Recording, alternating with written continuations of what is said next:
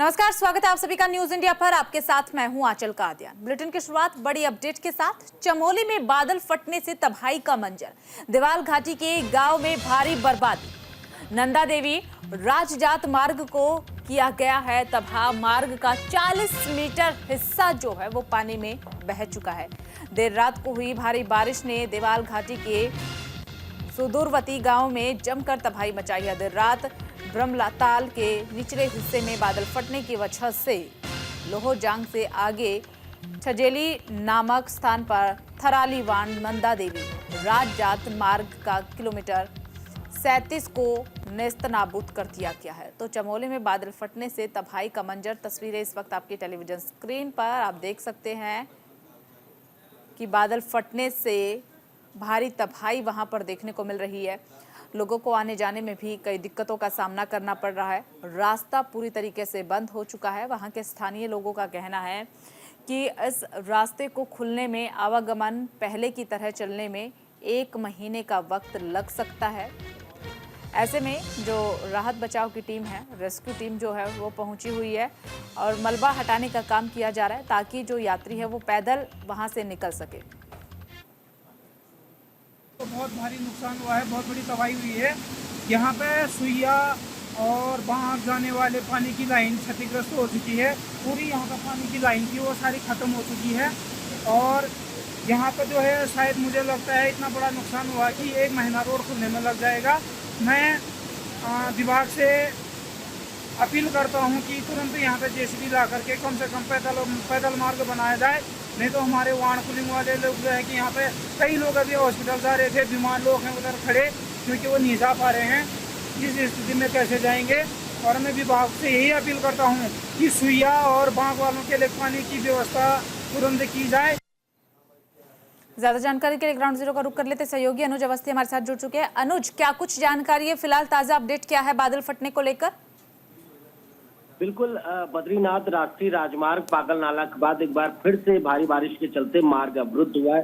इसके चलते जो नंदप्रयाग के पास है वो मार्ग अवरुद्ध हो गया है। साथ ही साथ अगर बात करें वहां पे संबंधित विभाग की मशीनें भी लगी हुई हैं जो मार्ग खोलने का प्रयास लगातार कर रही हैं। इसके अलावा अगर बात करें क्योंकि बद्रीनाथ राष्ट्रीय मार्ग करीब 4 धाम यात्रा में लगातार यात्रा में भी कई यात्रियों की भी कमी हो रही है और साथ साथ मार्ग भी बाधित हो रहे हैं। 3 दिन से लगातार पहाड़ों में मूसलाधार बारिश जारी है जिसके कारण पहाड़ों का जो जनजीवन है वो अस्त व्यस्त हो गया है। पीडब्ल्यूडी विभाग की टीम हो, आपदा प्रबंधन की टीम हो और साथ ही साथ लोकल के जो वहां के जो लोग हैं वो राष्ट्रीय राजमार्ग को खोलने का लगातार प्रयास कर रहे हैं। लेकिन कई जगहों पे भारी लैंडस्लाइड के कारण रास्तों में भारी जब मलबा आ जाता है उसके कारण घंटों का जाम भी लगता है। इसके कारण जो स्थानीय प्रशासन है वो उस जाम को खोलने का प्रयास भी कर रहा है। जी ठीक है अनुज, देखिए अभी वहां के कुछ स्थानीय निवासी थे जिनकी तरफ से साफ इस बात का जिक्र किया गया है कि जिस तरीके से तबाही हुई है, मलबा वहां पर रास्ते पर बिखरा हुआ है, उसको साफ करने में, पहले की तरह आवागमन होने में करीब 1 महीने का वक्त लग सकता है। जिस हिसाब से वहां पर काम चल रहा है, क्या अंदाजा लगाया जा सकता है? बिल्कुल, जब बद्रीनाथ राष्ट्रीय राजमार्ग की अगर बात करें तो वहां पे जो मलबा आया हुआ है तो मशीनें लगातार काम कर रही हैं। मशीनें उन मलबे को हटाने का काम कर रही हैं और लगातार पीडब्ल्यूडी विभाग की टीम हो और स्थानीय प्रशासन हो वो काम कर रहा है। हालांकि चूंकि राष्ट्रीय राजमार्ग है तो मलबा जल्दी हटा लिया जाएगा और जो रास्ता है वो सुचारू रूप से कर दिया है जिससे 4 धाम यात्रा रूट जो है वो बाधित ना हो। फिलहाल अपडेट ये है कि पीडब्ल्यूडी विभाग की जो टीम है वो लगातार जेसीबी से उस मलबे को हटाने का काम कर रही है। अनुज, देखिए मलबे को हटाने का काम यहाँ पर चल रहा है लेकिन बारिश की वजह से तबाही का मंजर हमने पूरे महीने देखा उत्तराखंड में।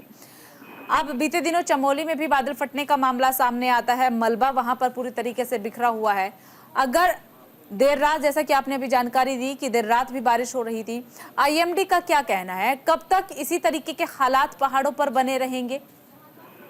बिल्कुल, मौसम विभाग के अनुसार पूरे उत्तराखंड में 8 जिलों में भारी बारिश का अलर्ट जारी किया गया है कि करीब भारी से भारी बारिश हो सकती है। राजधानी देहरादून, हरिद्वार, साथ ही साथ अगर बात करें चमोली, टिहरी, पौड़ी रुद्रप्रयाग, इन सभी जिलों में भारी बारिश का अलर्ट जारी किया है। उत्तरकाशी, तो यहाँ के जिलाधिकारियों को भी अलर्ट मोड पर रखा गया है कि कहीं कोई इस तरीके की आपदा आती है तो तत्काल रूप से वहां पे टीम पहुंचे, एसडीआरएफ, एनडीआरएफ की टीम पहुंचे, पीडब्ल्यूडी विभाग की टीम पहुंचे। साथ साथ मौसम विभाग ने ये भी बोला है कि जहां पे लैंडस्लाइड का खतरा बहुत ज्यादा है तो वहां पे जो यात्री हैं वो थोड़ा सा रुक करके यात्रा करें, और पहाड़ में, क्योंकि लगातार जब पहाड़ की तरफ जाते हैं तो लैंडस्लाइड से पत्थर गिरने की लगातार चीजें होती रहती है, तो वहां पे थोड़ा सा रुक करके, क्योंकि ऋषिकेश के ऊपर कोडियाला में भी देखे तो वहां पर भी लैंडस्लाइड के कारण जगह जगह रोड ब्लॉक्स हो रही हैं, तो प्रशासन लगातार अलर्ट भी कर रहा है। ऋषिकेश में भी लगातार प्रशासन अलर्ट कर रहा है, और साथ साथ जहां जहां लैंडस्लाइड की घटनाएं ज्यादा बढ़ रही हैं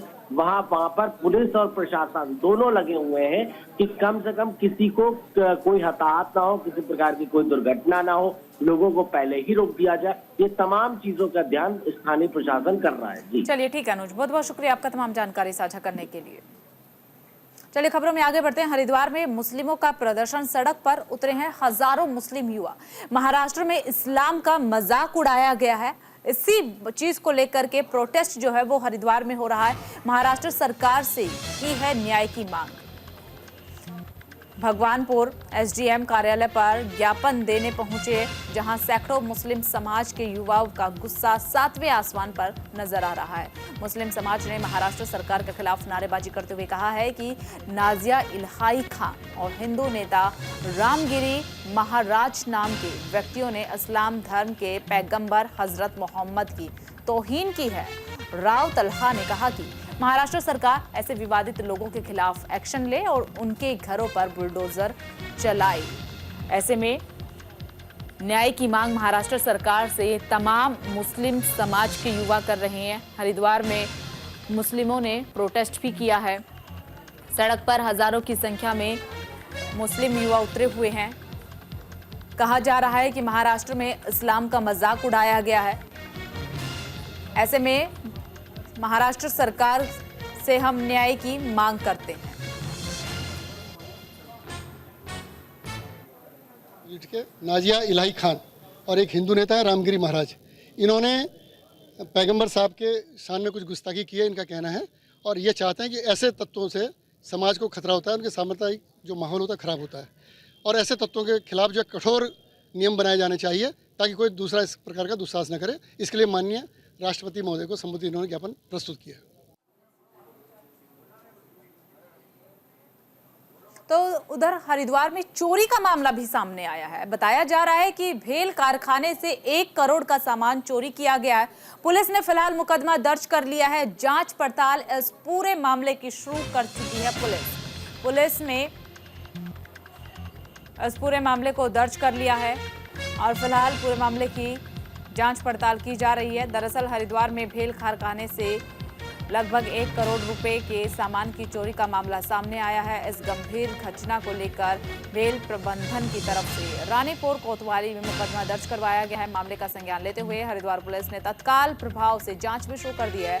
हरिद्वार के वरिष्ठ पुलिस अधीक्षक परमेंद्र सिंह डोभाल ने बताया कि भेल प्रशासन की तरफ से रानीपुर पुलिस को एक शिकायत मिली थी। इस शिकायत के आधार पर पुलिस ने तुरंत मुकदमा दर्ज कर लिया है। मामले की तह तक पहुंचने के लिए हर संभव प्रयास किए जा रहे हैं।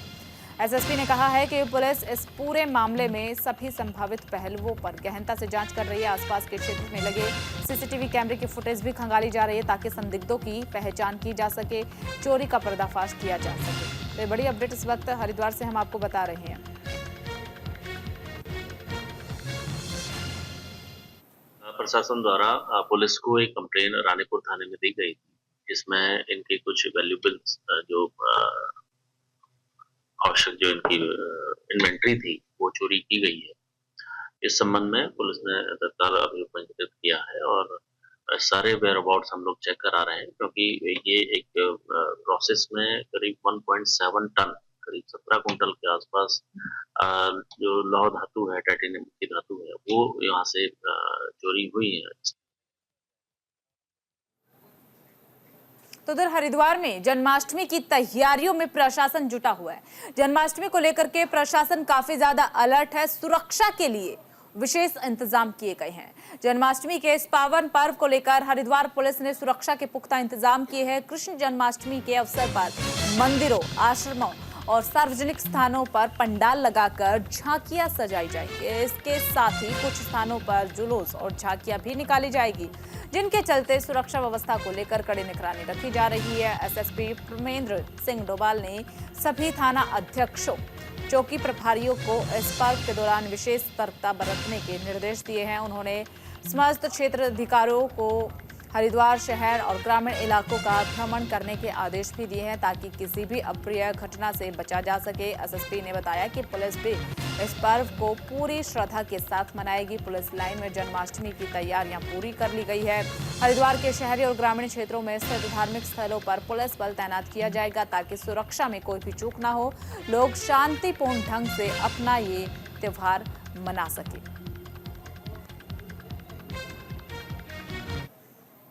जन्माष्टमी के इस पर्व पर लगातार हमारे जो, क्योंकि पुलिस भी इस पर्व को मनाती है, हमारे पुलिस लाइन के अलावा सभी जितने भी शहर में महत्वपूर्ण जो स्थल है, धार्मिक स्थल है, वहाँ पर जो कार्यक्रम आयोजित किए जा रहे हैं, इसके संबंध में सभी SHOs को जो हमारी झांकियां हैं उसके संबंध में एक लिस्ट में प्राप्त हमने की है। इसमें जो आवश्यक सुरक्षा के इंतजाम हैं वो किए जा रहे हैं, तब वहाँ पर जो पर्याप्त फोर्स है वो दिया जा रहा है। साथ में पुलिस परिवार भी पुलिस लाइन में जन्माष्टमी के कार्यक्रम को आयोजित करा रहा है।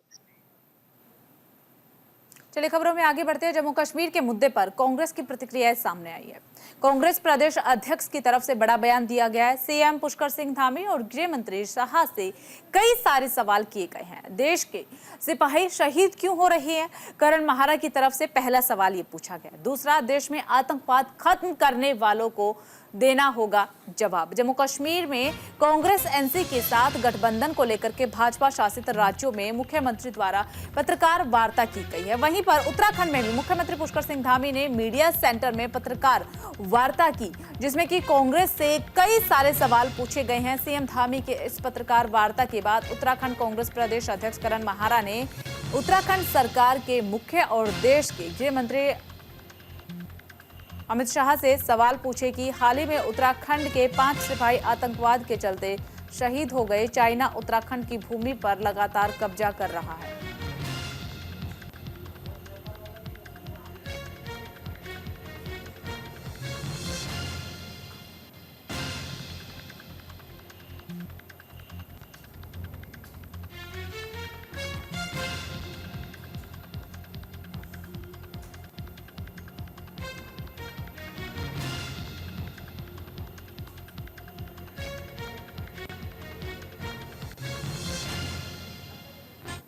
प्रेस करके 10 प्रश्न पूछे हैं कांग्रेस के नेता आदरणीय राहुल गांधी जी से।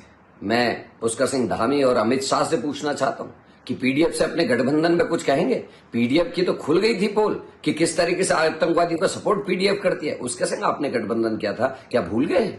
370 की बात करने वाले लोगों, जरा बताओ, आतंकवादियों को खत्म और आतंकवाद खत्म करने की बात करने वाले लोग बताओगे? जो शहीद हो गया अभी दीपक आया, उसमें कुछ कहेंगे आप? मुख्यमंत्री जी आप ही के राज्य का रहने वाला है, क्या आप बताएंगे कि अभी गढ़वाल रेजिमेंट के 5 जवान शहीद हो गए आए थे, उस पर आप कुछ बोलेंगे? पुलवामा की जांच आज तक आप नहीं कर पाए, उस पर आप कुछ बोलेंगे? आपकी क्या सांठगांठ है, ये सब समझते हैं। हरिद्वार में अवैध खनन से लोग काफी ज्यादा परेशान हैं। प्रशासन से सख्त कार्रवाई की मांग भी की जा रही है। खनन से लोगों की जिंदगी खतरे में है। दरअसल हरिद्वार के रोशनाबाद क्षेत्र में नदी में हो रहे लगातार अवैध खनन को लेकर के स्थानीय लोगों में भारी चिंता व्याप्त की है। पहाड़ों में हो रही बारिश से नदी नाले उफान पर है, जिससे कि भू कटाव भी हो रहा है। बावजूद इसके खनन माफिया दिन रात खनन कर रहे हैं, जिससे न केवल पर्यावरण को नुकसान हो रहा है बल्कि लोगों की जिंदगी भी खतरे में पड़ रही है। बीते दिनों खनन के चलते एक बच्चे की जान चली गई है, जिससे कि स्थानीय लोगों में काफी ज्यादा आक्रोश भी बढ़ गया है। लोगों का कहना है कि उन्होंने कई बार प्रशासन को शिकायत दर्ज करवाई है, लेकिन कोई भी ठोस कार्रवाई अब तक इस पूरे मामले को लेकर नहीं हुई है। बरसात के चलते बड़ी दिक्कतें हैं, कई मकान इसकी चपेट में आ गए और हमारे सभासद जी के द्वारा इसको कई बार प्रशासन को सूचित भी किया गया और लिखित में भी दिया गया, लेकिन फिर भी यहाँ ये खनन करने वाले इसमें लगे ही रहते हैं और ये इधर से बस्ती की तरफ से इसको खोद के ले जाते हैं। तो इसका प्रशासन को शिकायत के बावजूद भी कोई विशेष यहाँ पे ध्यान नहीं दिया जा रहा, जबकि यहाँ पे एक बच्चा बरसात में ही डूब के मर गया था। उसके बाद एक छोटा सा बच्चा एक गड्ढे में गिर के मर गया। तो वहीं बड़कोट में पत्रकारों की बड़ी मांग, फर्जी पत्रकारों पर एक्शन की मांग की जा रही है। पत्रकारों की छवि हो रही है धूमिल, कुछ फर्जी पत्रकार कर रहे हैं माहौल खराब। उत्तरकाशी में पत्रकार संघ की एक बैठक हुई है जिसमें कि कई विषयों को लेकर के चर्चा की गई है।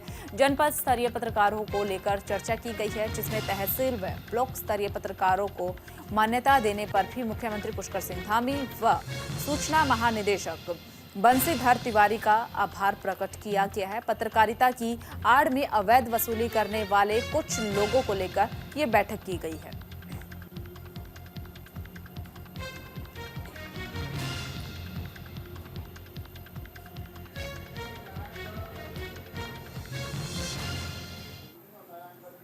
फिलहाल राजधानी एक्सप्रेस में सिर्फ इतना ही। बाकी तमाम बड़ी खबरों के लिए बने रहिए न्यूज़ इंडिया के साथ।